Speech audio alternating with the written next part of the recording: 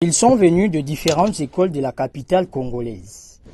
En présence de leurs parents, ces élèves ont développé des projets dans les laboratoires des Béni Futurs, en vue de les défendre sous une forme d'exposition technico-scientifique organisée samedi 24 septembre à l'esplanade de la gare centrale de Kinshasa. Pendant des mois, les apprenants de la classe junior regroupant les jeunes allant de 10 à 17 ans ont accumulé à cette occasion une riche formation en électronique et robotique. Avec comme finalité, faire du numérique congolais un levier d'intégration, de bonne gouvernance, de croissance économique et de progrès social. L'objectif assigné est d'actualiser les systèmes éducatifs congolais calqués sur celui de l'époque coloniale afin d'avoir des diplômes qui serviront réellement à la nation congolaise. L'initiateur de ces programmes, Doudou Lekata, s'est dit prêt à accompagner les systèmes éducatifs congolais de manière parascolaire ou para-universitaire à travers le numérique.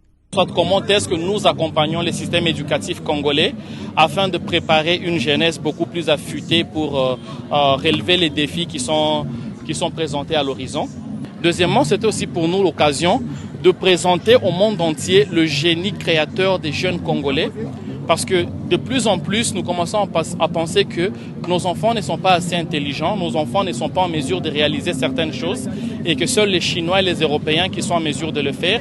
Alors nous sommes de ceux qui pensons que ce mythe doit être cassé et immédiatement.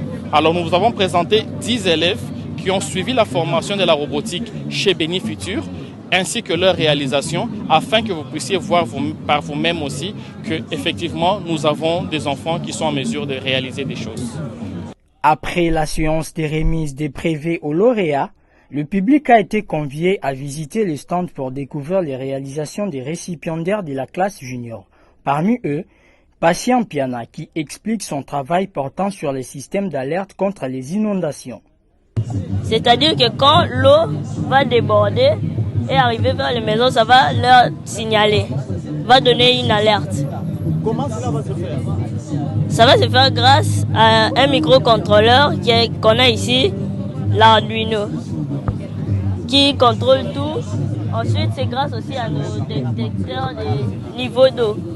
Grâce à ça, on peut savoir que quand l'eau arrive à un niveau, il y aura un signal.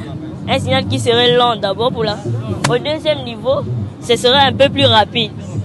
Mais quand ça arrive au troisième niveau, il y aurait coupure d'électricité. Après, il y aurait un signal constant. À Béni et à Kinshasa, l'ONG Béni Futurs œuvre dans la formation de la jeunesse afin de relever les défis dans plusieurs secteurs de la vie, et plus précisément les domaines du numérique, car plusieurs pays du monde ont boosté leur croissance économique grâce au numérique.